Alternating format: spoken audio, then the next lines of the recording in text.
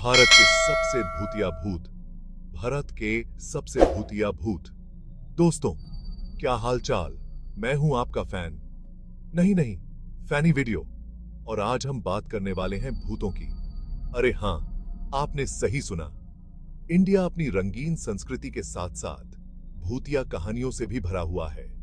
हर गली, हर नुक्कड़ पर कोई न कोई कहानी छुपी हुई है। कभी कभी तो रात को नींद नहीं आती यार। सोचता हूं कहीं कोई भूत प्रेत तो पीछे नहीं पड़ गया। और वो भी ऐसे ऐसे भूत जिनके बारे में सुनकर ही रूह कांप जाए। तो आज हम बात करेंगे ऐसे ही कुछ भूतों के बारे में जो इंडिया में सबसे ज्यादा फेमस हैं। तो अगर आप भी मेरी तरह डरपोक हैं या फिर आपको भी भूतों की कहानियां सुनने का शौक है तो वीडियो को एंड तक देखना, वरना वरना आपकी मर्जी। पहले नंबर पर आता है बंगाल का खूंखार भूत, निशिदक। अब ये निशिदक है कौन? ये कोई आम भूत नहीं है दोस्तों, ये तो भूतों का सरदार है। कहते हैं ये आधी रात को लोगों को उनके नाम से पुकारता है। अब आप सोच रहे होंगे, अरे यार, नाम से बुलाएगा तो क्या हो जाएगा? अरे दोस्त, यह मामला ही जिंदगी और मौत का है। अगर किसी ने इस आवाज का जवाब दे दिया तो समझो उसका काम तमाम। कहते हैं जो भी इस आवाज के पीछे जाता है वो कभी वापस नहीं आता। कुछ लोग कहते हैं कि निशिदक एक खूबसूरत औरत का रूप धारण करता है जो लोगों को अपनी ओर खींचता है, और जैसे ही कोई उसके पास जाता है वो उसे पकड़ कर ले जाता है। तो दोस्तों, अगर कभी आधी रात को कोई आपको आपके नाम से बुलाए तो प्लीज प्लीज प्लीज जवाब मत देना।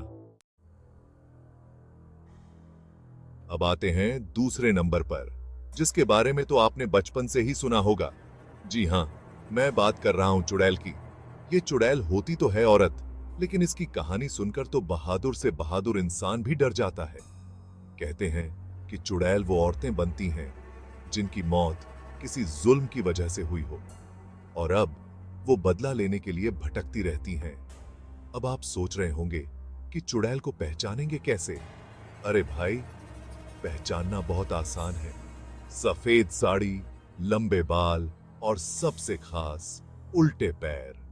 अगर रात को अंधेरे में आपको ऐसी कोई दिख जाए तो समझ जाओ कि मुसीबत आने वाली है। चुड़ैल अक्सर सुनसान जगहों पर घूमती हैं और लोगों को अपना शिकार बनाती हैं। और तो और, कहते हैं कि ये खास तौर पर मर्दों को अपना शिकार बनाती हैं। तो भैया सावधान। अब नंबर आता है बिहार और यूपी के खूंखार भूत मुहनोचवा का। इस भूत का नाम सुनकर ही समझ आ गया होगा कि ये क्या करता होगा। जी हां, ये भूत लोगों के चेहरे नोच लेता है। कहते हैं कि मुहनोचवा एक ऐसा भूत है जो लोगों पर हमला करता है और उनके चेहरे को नोच कर ले जाता है। अब सोचो, बिना चेहरे के इंसान कैसा दिखेगा? कई लोगों ने इसे रात में चमकती आंखों के साथ देखा है, और जो लोग बचकर निकले हैं उन्होंने बताया है कि यह बहुत ही डरावना और बदसूरत होता है। तो दोस्तों, अगर आप कभी बिहार या यूपी जाएं तो खास तौर पर सावधान रहना, क्योंकि मुहनोचवा कहीं भी कभी भी हमला कर सकता है।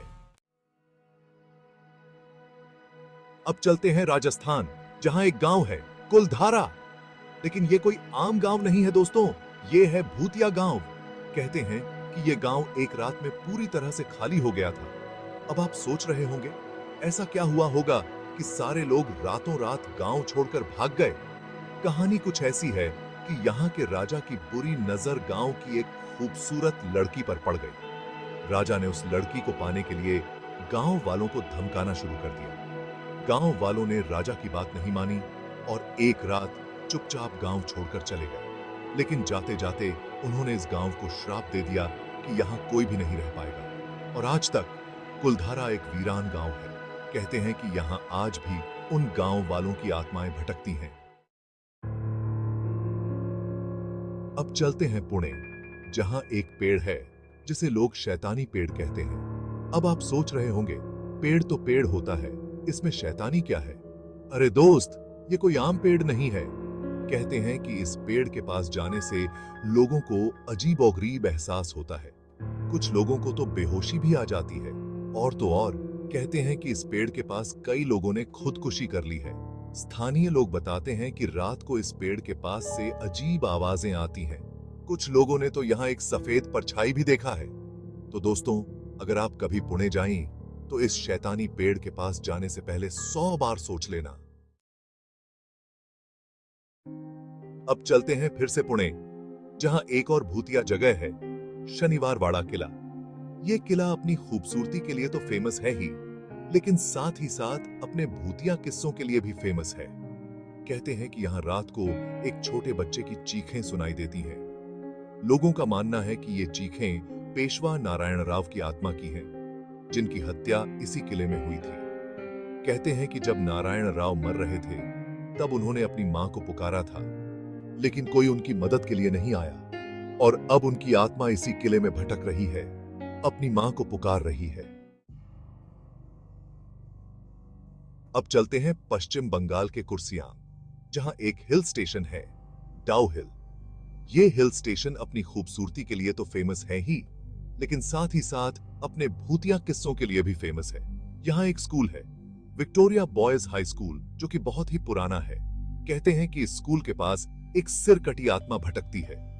कई लोगों ने इस आत्मा को देखा है और रात के समय यहां से गुजरने में डरते हैं। तो दोस्तों, अगर आप कभी कुर्सियांग जाएं, तो इस हिल स्टेशन पर जरा संभल कर रहना। इससे सेहत है।